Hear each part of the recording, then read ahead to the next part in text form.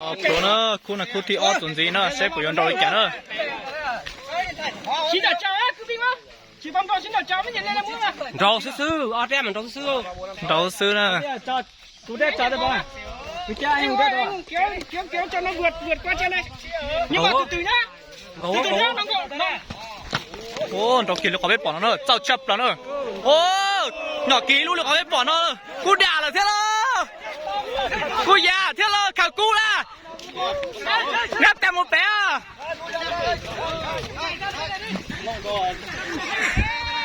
Cú lẹ ơ.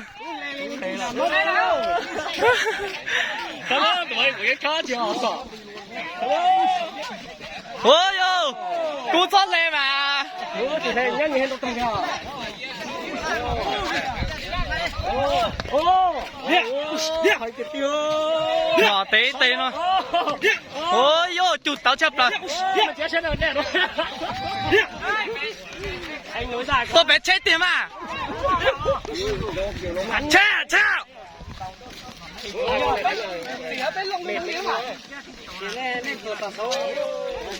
Cú lần đầu chiều đó đi. Cú dập thôi là có biết bỏ nó nữa.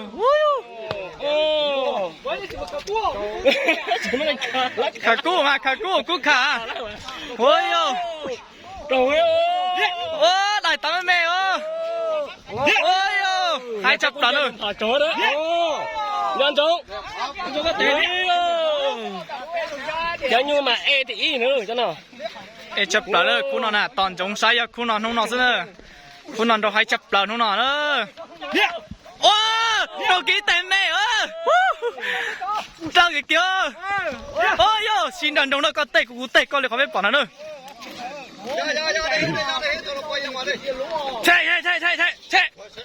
Chạy. Chút trái có cưng đường phong này. Chạy.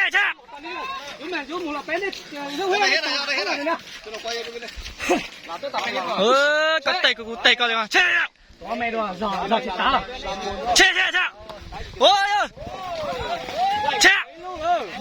Chạy ót tệ chỉ muốn. Nhiệt trả dúa nữa.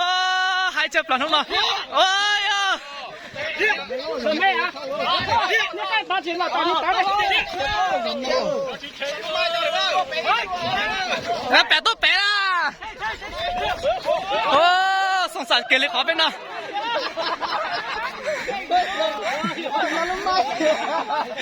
Giờ mẹ ơi. Chiếu cha. Tụi mày ý nhận lo rồi chị. Cái bị thằng cú nó bị cho đó. Tụi nó giờ mẹ là chiếu cha. Tụi phải nó giờ mẹ là. Chiếu cha đó, tụi nó nhìn mẹ rồi chị.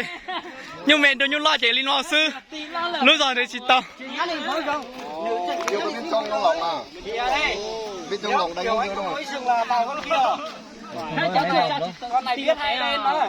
Nó chuột chọn kẹp này à. Không sợ đâu, tuột cái này không sợ đâu. Tuột cái này. Anh không nối sừng vào đã bị vài phát rồi. Nếu không nối sừng thì phát cái móc đấy. Dạ, tên này là chỉ做cú mày chó kia nữa. Em Hùng bảo là nói chắc lắm. Nói vài ngắn tí nữa là vừa thôi. Cú già lên nó, thế liền. Đấy là nhiều mà, nhiều. Thế cũng là đấy là chuyện này sao lại chắc. Nhưng mẹ đâu là. Nhưng mẹ đâu nhung lo chị trong linh tử nữa. Nhưng mà nhung lăn đâu linh no giờ. Nói kẹo này chắc. Nhưng mẹ đâu nhung lo chị chuột thấy tàu linh nó nữa. Tụi đã giờ lo thôi là đâu chỉ lại nữa. Gia đình nó chuẩn đấy hết giờ không phải ăn gì cả. Chỉ là chưa ăn nhận tí nữa thì tự nhiên rồi. Ôi giờ tí chừng nào thì ta sẽ tao đi tao này. Dọn để gì tàu này. Mẹ là. Tụi nhung sống giờ mẹ là để gì tàu này.